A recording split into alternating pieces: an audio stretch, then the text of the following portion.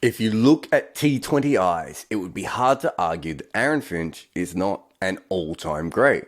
There are others with more runs and higher averages, but in terms of the highest scorers ever, his strike rate is incredibly impressive. It would be hard to look at this and just think he's not one of the best international T20 players we've ever seen. This is the last knock. My dad told me to say this. Obviously, T20Is aren't always the best measure of your worth. The quality of the opposition can be low, the games are often played sporadically, the opposition rarely pick their best 11. But if you look at the all-time major T20 run scorers right across the game, well, Finch is even higher on the list at number 4. And again, if you then factor in strike rate, he's right at the good end of all of this. Finch has been a fantastic player in ODI cricket, did fail in Test cricket, but in the early parts of T20, he's been one of the best that the game has ever produced. And so Australia are lucky to have him opening the batting. Except Aaron Finch is 35. In fact, he's basically, a couple of months away from being 36. And while that is not an automatic rule that says you are finished, his form is also not particularly good and hasn't been for a while. If you look at this, you can see that outside a very poor first year and a huge slump in 2015, the last 3 years all fall into this cluster. It's not terrible if these are your worst years of your career. It's about the region you would expect to see a replacement level opener to be. And being that most of his career has been a lot higher than this, he's still okay. It's just that right at the moment, he does not look like the Aaron Finch of before. Of course, that Aaron Finch was absolutely incredible. From the start of 2016 till the end of 2019, he was vibing like he was riding a mecha unicorn through the Milky Way. And most of his best years are from that period. And when you look at it, you could see him right up here in the glory part again. He's wedged between AB de Villiers and Chris Gale. That is serious company. And as good as he'd been for the odd year before that, this is really the period where Finch cemented himself as something else entirely. And then this is Finch in the last 3 years. And you can look at this and you would have to say that if he didn't have the reputation of being Aaron Finch, he probably wouldn't have played as much T20 cricket as he had. But there are many good players down here around him. Like this is Virat Kohli right next to him, for instance. So this is a thing. But there is one big difference coming into this World Cup when it comes to Aaron Finch compared to Virat Kohli. Finch is the current captain of his nation. And not only that, the person who led his team to the last World Cup victory. So while India can drop Kohli, however unlikely that might feel at times, Australia probably won't drop Finch. I mean, I suppose it's possible, but probably if only everything else falls apart. But as it currently stands, I do wonder where Finch would rate on the Australian batting depth chart. So I made some tiers. I think it's quite clear that in tier 1, you have David Warner and Glenn Maxwell. They're probably 1A and 1B. But from there, things start to get a little bit more interesting. Tier 2 is a little bit of a mess. I think Marcus Stoinis and Mitch Marsh should probably be there now. Marsh took a long time to work out how to be a good T20 player, but his numbers in the last 2 years are exceptional. Marcus Stoinis is probably still going to be a better player up the order, but he's making his money by batting down the order, and that actually works really well for Australia as well. Just below them in tier 3 is Matthew Wade. He's probably not far off Marsh and Stoinis, although Marsh is probably pushing towards tier 1, whereas Wade will never get there. And we know that Wade is always a little bit confusing because he's always midway through his comeback cycle. There are heavyweight champions who don't have as many comebacks as Matthew Wade. And just when you start to think, Matthew Wade's really good again, he seems to drop his form.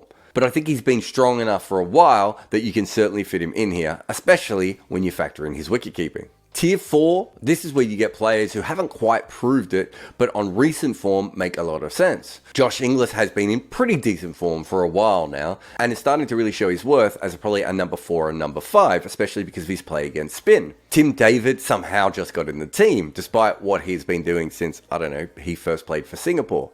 I almost pushed him up because of how important he is to the Australian team, who has always struggled to find death hitters. Those two are already in the squad. But I would also put in Bern McDermott on this level, and the other Josh, Philippi. Out of the Joshes, I probably rate him slightly higher than Inglis at the moment, even if Inglis might have a more important role within the team. Now, I've mentioned a lot of batters there, and yet we haven't actually seen Aaron Finch. And the other person I haven't mentioned yet is Steve Smith. So that's two pretty big names to drop, especially as we already have a lot of players on our tier already. And we haven't mentioned two of the players who are actually in the World Cup squad.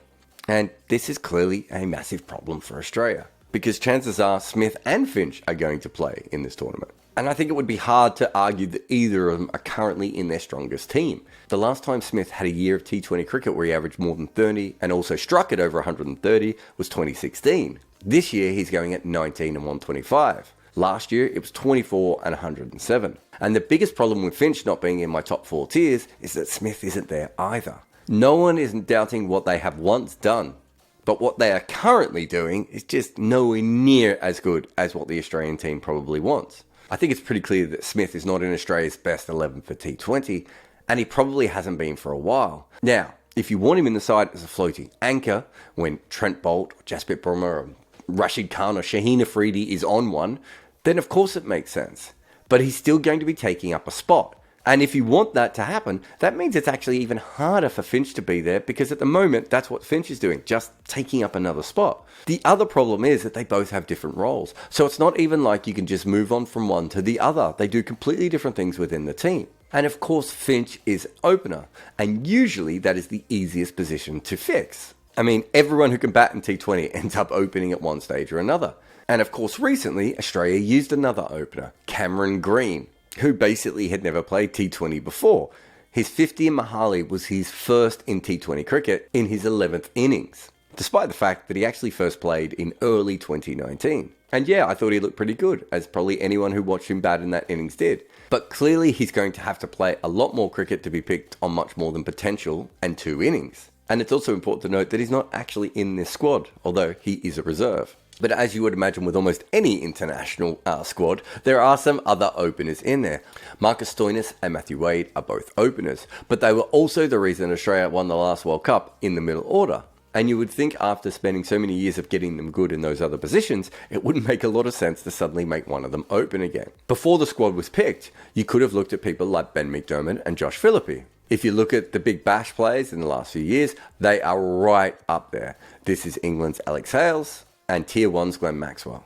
And so Philippe and McDermott would have been absolutely clear options if you wanted an ideal backup to replace Finch within the squad. However, despite the fact that both have been really good in the Big Bash, it really hasn't worked for them in international cricket, and that's maybe being kind.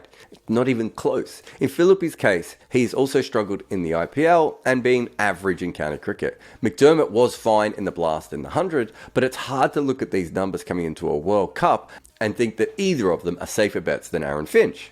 And if you look at the rest of the Big Bash batters, which it was a harder sentence to say than I thought it was going to be, there really is only Chris Lynn as another obvious opener. And I think it's clear that Australia isn't going to go back to him, as they haven't since 2018. There are other Aussies in this list who made runs: Hilton Cartwright, Ashton Turner, Jordan Silk, Moses Enriquez, and Matthew Short.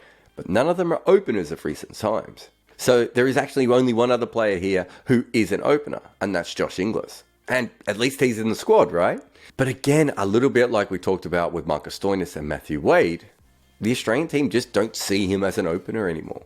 So there is the potential, if Aaron Finch didn't make any runs, for Stoinis, Wade or Inglis to open the batting. But in order to do that, they have to drop their captain. And they chose not to do this coming into this World Cup. And part of the reason is they won the last World Cup, right?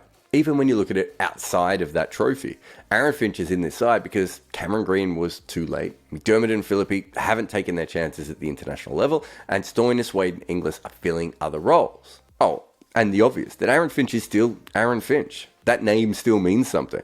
And we have seen similar problems with Owen Morgan, Virat Kohli, and even Temba Bavuma at the international level when it comes to T20 captains. Even in the IPL, we saw Kane Williamson, David Warner, and Owen Morgan again.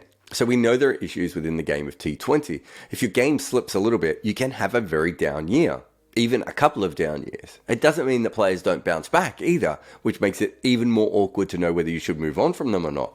Of course, it would be untrue to say that this is just a T20 thing as well, especially as Cricket Australia made an entire documentary which featured Aaron Finch in pretty much the exact same situation coming into the 2019 ODI World Cup.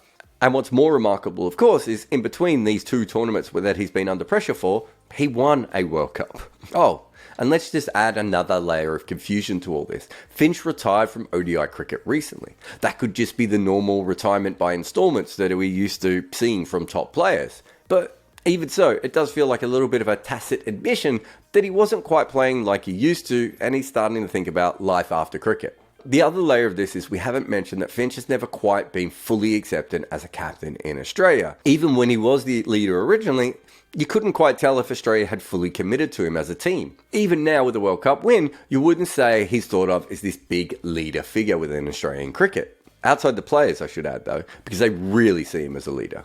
In general cricket society, there's still a lot of people that sort of see him as a caretaker or an accidental captain. There's something about Aaron Finch where, as good as he's been, he's never quite felt fully permanent in any position that he's got. And so it only took a couple of hits from Cameron Green to make people wonder about whether Finch should even be in the 11 or not. In fact, they were probably thinking that beforehand, but Cameron Green maybe sped that up. And so we come to another major event where Aaron Finch is the person who held the last title, and despite being an all-time great T20 player, we're still discussing whether he should be in the team or not. I'm not sure there's ever been a player with as much success as he's had, who always seems like he's about 3 failures and someone else logging a few lucky sixes from him being under pressure again. And this time does feel different, because whether Australia win or lose this World Cup, you kind of feel like this is the last time Aaron Finch will be under pressure in the green and gold.